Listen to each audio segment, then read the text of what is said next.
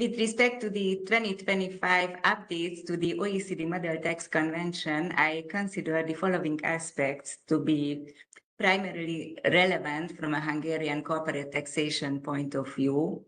Although the OECD Model Tax Convention and its commentary are not enacted sources of law in Hungary, they constitute an obligatory, accepted, and direct guidance for the legislator in lawmaking, for the tax authorities on interpretation of law during tax audits, for taxpayers to ensuring compliance with the tax rules, and for courts in tax disputes. Furthermore, Hungary has concluded more than 80 bilateral tax treaties on the avoidance of double taxation based on the OECD commentary, and these treaties form part of the Hungarian domestic law as inactive legislative instruments. The preparation and publication of an official tax guidance note on the interpretation of the new updates to the commentary and to the convention is currently underway, with release anticipated in June or July this year.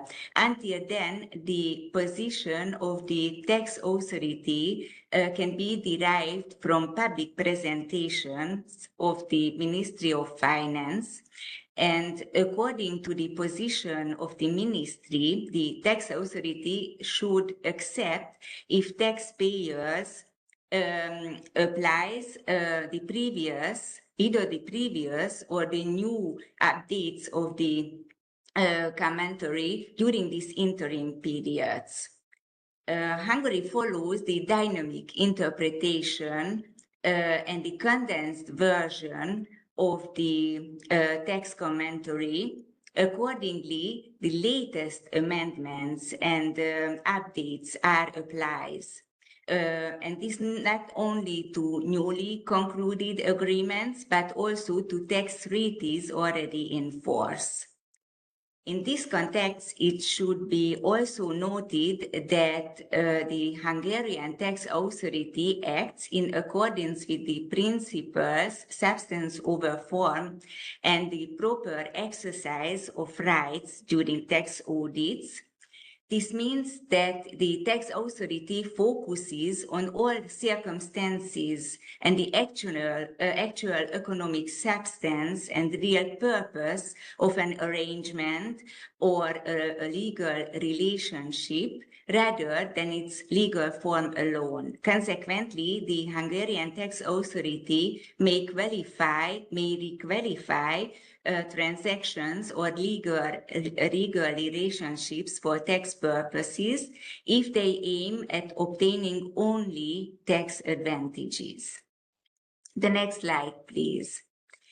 In summary, we can determine that Hungary follows the latest updates of the OECD commentary, and we have not a specific regulation in our corporate income tax law for home office PE.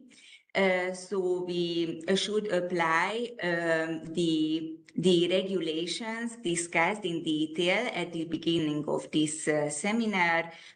As a first step, we should examine whether a fixed place permanent establishment exists, and secondly, the 50% threshold and commercial reason test should be met.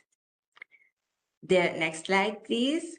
Due to no updates in the Model Convention and in the commentary related wage tax and personal income tax, if a PE exists, Hungary continues to follow the current practice. This means that foreign employers with a permanent establishment in Hungary are required to register as a wage taxpayer, operate a payroll, and assess the personal income tax obligation and file a tax return monthly. If a portion of the income is taxable in Hungary, then only the Hungarian source income is subject to wage tax in Hungary. And irrespective of the employer's declaration obligation, the employee is also obliged to file a tax return on an annual basis by the 20th of May of the following year. Thank you. This is all from Hungary.